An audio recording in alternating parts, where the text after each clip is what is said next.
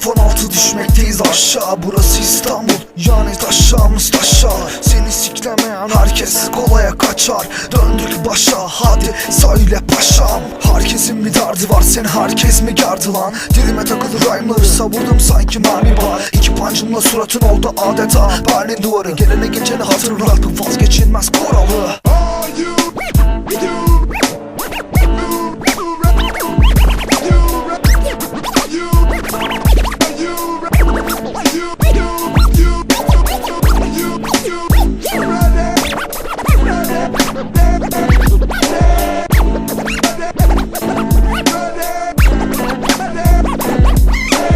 Aldım ayağımın altına, başladım çiğnemeye.